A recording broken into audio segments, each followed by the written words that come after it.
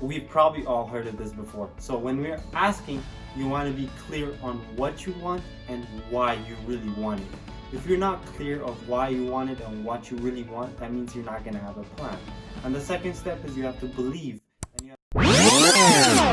So today we're going to be talking about the book that I read a while ago, and it's a book by Rhonda Byrne. It's called The Secret. It might actually be the secret to why most people are successful.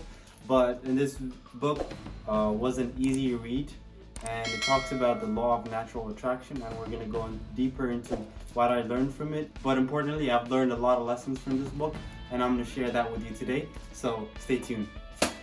The first one is the powerful process, which I'll go in more detail. The second one is how we're all made of frequency and energy, and the third one is how we should always be aware of our thoughts. I put timestamps in the description below, so feel free to skip ahead to any of these topics. The powerful process always describes how we should ask, believe, and receive. We've probably all heard of this before. So when we're asking, you want to be clear on what you want and why you really want it. If you're not clear of why you want it and what you really want, that means you're not going to have a plan. And the second step is you have to believe, and you have to remove all doubts and all fear of not becoming the person you want to be or not achieving whatever you want to achieve.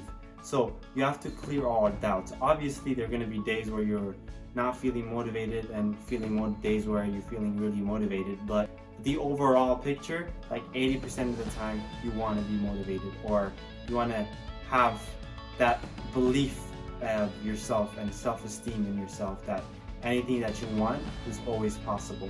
So that's the belief process, that you have to remove all doubts and you stop telling your big dreams to small-minded people.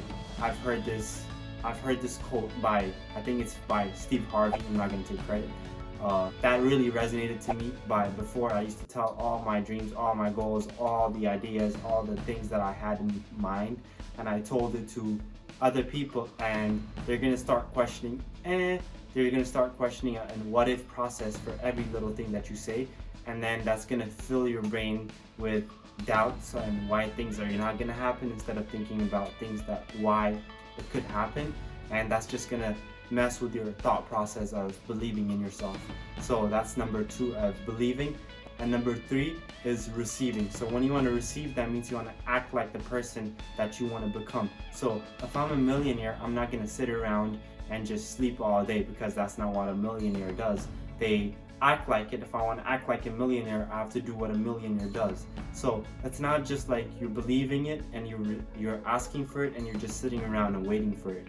So you have to be acting like one. You have to be acting like a millionaire. You should be acting like a millionaire. In that case, you're going to become one.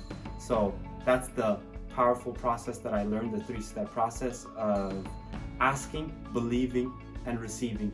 And I guarantee you it would work all the time. Because think about it, when you're asking, that means you're being clear of what you want and why you want it, so that means you have a plan.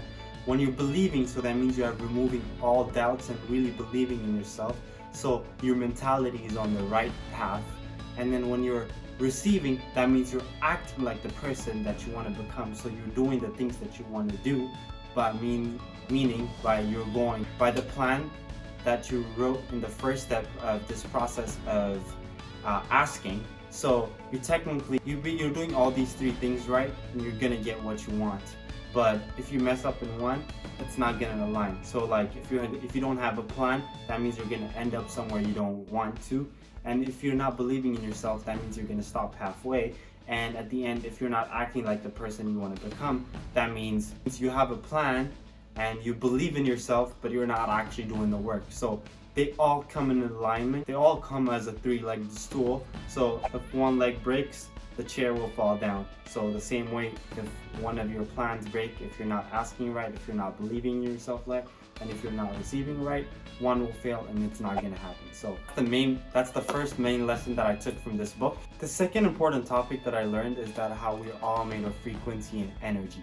I know this is kind of a little bit confusing, but think about it, okay? I'm gonna get into a little bit of physics, so if you're confused, stay with me, you will understand at the end. So, especially if you're a person that believes in science, this is really gonna resonate with you.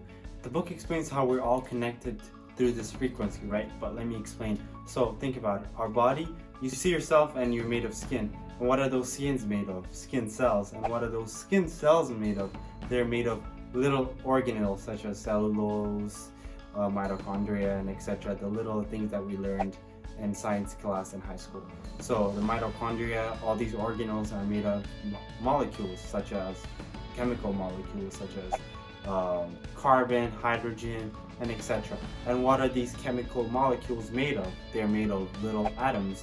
You know those little atoms that orbit around the electrons and etc.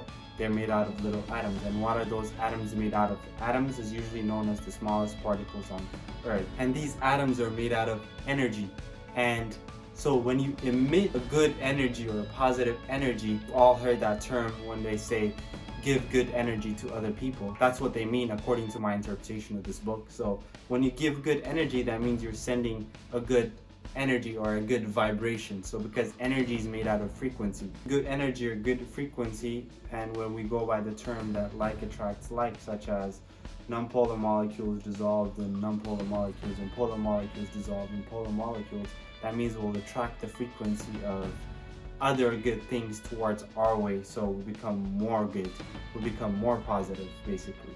That's another really interesting thing that I learned from this book, and which it really brought my idea of belief and basically explained it with science, which made it make sense even more. So that's another important topic I learned. If you really like this idea or interpretation, literally starting from your skin all the way down to the energy and frequency of vibes that you give to other people and which will come to your way, you should put a like in this video. I'll wait. Okay, thank you for liking this video. The YouTube algorithm will like this video, and which will reach more people and which will make my channel grow. So if you don't mind, just click that like button down below. So anyways, that's the second point that I learned from this video. And another important insight that I got from this book, how we should always be aware of our thoughts.